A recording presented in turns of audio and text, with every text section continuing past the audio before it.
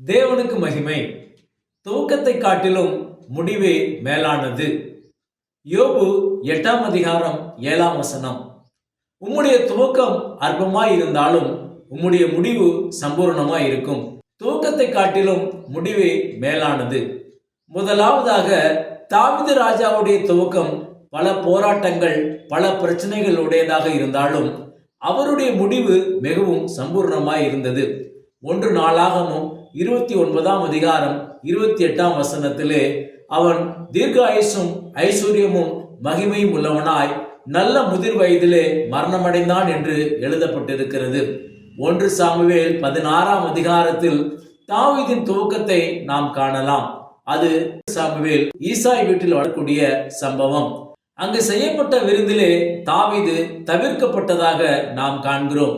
இறுதியாக ஆட்டு மந்தையில் இருந்த தாவீது கொண்டு வரப்பட்டு சாமுவேலினால் அபிஷேகம் பண்ணப்பட்டான்.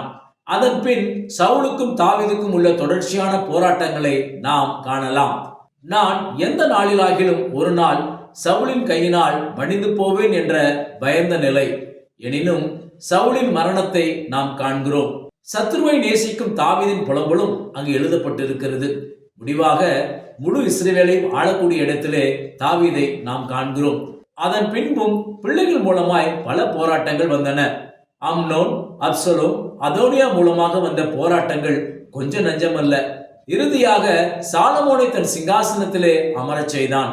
தாவீதின் முடிவு மிகவும் சம்பூர்ணமாய் இருந்தது. இரண்டாவதாக சாமுவேலின் துவக்கம். ஏலியின் வீட்டில் பணிவிடை செய்யக்கூடிய இடத்துல நாம் காண்கிறோம்.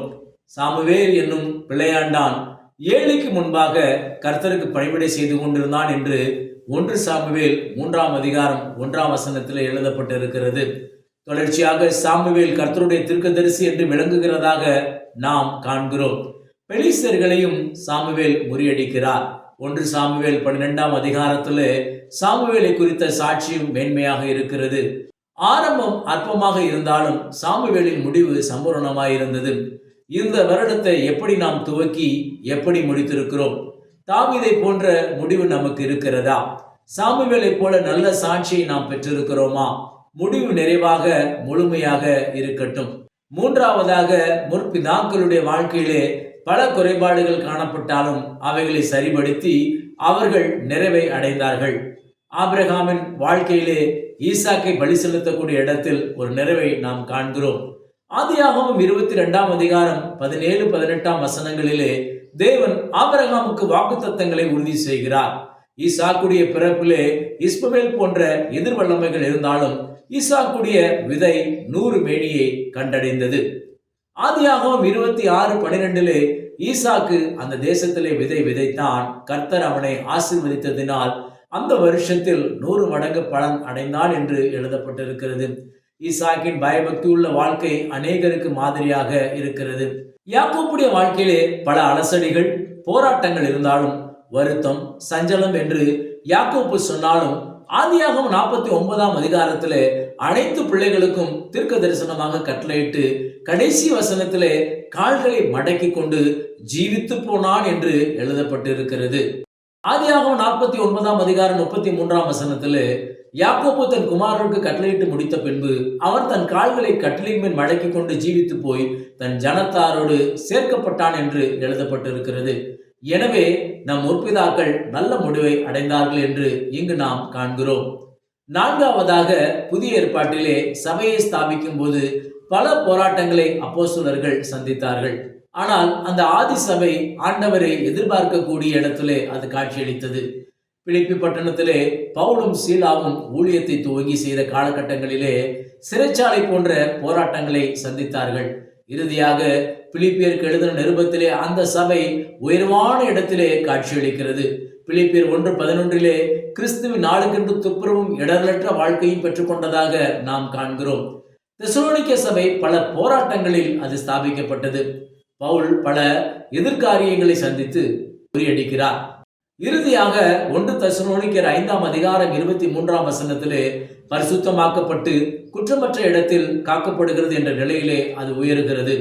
நீங்களே எங்கள் மகிழ்ச்சியின் கிரீடங்கள் என்று பவுல் பாராட்டுகிறார். எபேசு சபையிலும் பவுல் உயிருக்கு போராடினார். வெளிப்படுத்தல் 2-3 அதிகாரங்களில் 7 சபைகளிலே எபேசு சபை முதலிடமாக காட்சியளிக்கிறது. கலாத்திய சபையை பார்த்து நீங்கள் ஆவியில் ஆரம்பித்து மாம்சத்தில் முடிக்கிறீர்களோ என்று வேதனையோடு பவுல் எச்சரிக்கிறார். புத்தி இல்லாத கலாத்தியரே என்று அவர் கடிந்து கொள்ளுகிறார். நாம் நம்முடைய வாழ்க்கையை எப்படி ஆரம்பித்து எப்படி முடிக்கிறோம்? ஆவியிலே ஆரம்பித்து மாம்சத்திலே முடிக்கிறோமா அல்லது ஆவியிலே ஆரம்பித்து ஆவியிலே முடிக்கிறோமா? ஆரம்பம் அற்பமாய் இருந்தாலும் முடிவு சம்பூர்ணமாய் இருக்க வேண்டும். 5வதாக சவுலின் துவக்கம். அவன் தோளின் கீழ் அனைவரும் இருக்கிறார்கள் என்ற இடத்திலே மேன்மையாக இருந்தது. தொடர்ந்து வெற்றியும் கிடைத்தது. ஆனால் சாமுவேல் வருவரைக்கும் அவன் காத்திருக்கவில்லை. அமலேக்கியரையும் முறியடிக்கவில்லை. அபிஷேகம் நஷ்டப்பட்டு போனது. சிங்காசனமும் நிலை நிற்கவில்லை. ஆவியில் ஆரம்பித்து மாம்சத்தில் முடிந்த கலாத்தியரை போன்ற அனுபவத்தை தான் இங்கு நாம் காண்கிறோம். 6வதாக யோபின் வாழ்க்கை. ஆரம்பத்தில் தேவனால் சாட்சி பெற்ற வாழ்க்கையாக இருந்தாலும் அதற்கு எதிராக சாத்தான் செயல்பட்டு யோபுவை உபத்திரவத்துக்குள் கொண்டு சென்றான். ஆனால் யோபுடைய நம்பிக்கையை அசைக்க முடியவில்லை. அவர் என்னை கொன்று போட்டாலும் அவர் மேல் நம்பிக்கையாய் இருப்பேன் என்பது யோபின் அறிக்கை. என் மீட்பர் உயிரோடு இருக்கிறார், கடைசி நாளில் பூமியின் மேல் நிற்பார், நான் அவரை சந்திப்பேன் என்ற நிச்சயம் யோபுவுக்கு இருந்தது. முடிவாக இரட்டிப்பான ஆசீர்வாதத்தோடு 4ஆம் தலைமுறை வரைக்கும் யோபு வாழ்ந்ததாக நாம் காண்கிறோம். யோபின் 3 குமாரத்திகள் பூமியிலே அழகுள்ளவர்கள் என்று எழுதப்பட்டிருக்கிறது. அதை பரிசுத்தம் என்ற அழகுக்கும் குணசீலம் என்ற அழகுக்கும் பிரதிஷ்டையின் அழகுக்கும் ஒப்பிடுகிறோம். 7வதாக இயேசுவின் சீஷர்கள். துவக்கத்திலே பல அற்புதங்கள் அடையாளங்கள் செய்தார்கள். இயேசு சொன்ன வசனங்களை அவர்கள் சரியாக விளங்கிக் கொள்ள முடியவில்லை. அதனாலே இருண்ட காலத்திலே அவர்கள் தோல்வியை சந்தித்தார்கள். இயேசு சிலுவையில் வெற்றி சிறந்த இடத்திலே அவர்கள் இல்லை. அவர் உயிர்த்தெழுந்த பின்பு வேத வாக்கியங்களையும் அவர் சொன்ன வசனங்களையும் விசுவாசித்தார்கள் என்று யோவான் 2ஆம் அதிகாரம் 22ஆம் வசனத்திலே எழுதப்பட்டிருக்கிறது. பெந்தைகோஸ்தே நாளுக்கு பின்பு அவர்கள் மகிமைக்கு மேல் மகிமை அடைந்து கொண்டார்கள். மெய்யாகவே அவர்களுடைய முடிவு சம்பூர்ணமாயிருந்தது. தாவீதின் ஆரம்பம் அற்பமாக இருந்தாலும் முடிவு சம்பூர்ணமாயிருந்தது. சாமுவேலின் ஆரம்பம் அற்பமாக இருந்தாலும் முடிவு சம்பூர்ணமாயிருந்தது. பிலிப்பி, தெசலோனிக்கே, எபேசு சபைகளின் துவக்கம் அற்பமாயிருந்தாலும் முடிவு சம்பூர்ணமாயிருந்தது. நம்முடைய முற்பிதாக்களும் சம்பூர்ணமாக முடிவை பெற்றுக்கொண்டார்கள். இந்த வருஷத்தை நாம் எப்படி முடித்திருக்கிறோம்? ஆவியிலே ஆரம்பித்து ஆவியிலே முடித்திருக்கிறோமா அல்லது கலாத்தியரை போல நாம் முடித்திருக்கிறோமா? நிறைவை அடைந்து கொள்வோம். கர்த்தர் உங்களை ஆசீர்வதிப்பாராக. ஆமேன். தேவனுக்கே மகிமை உண்டாவதாக.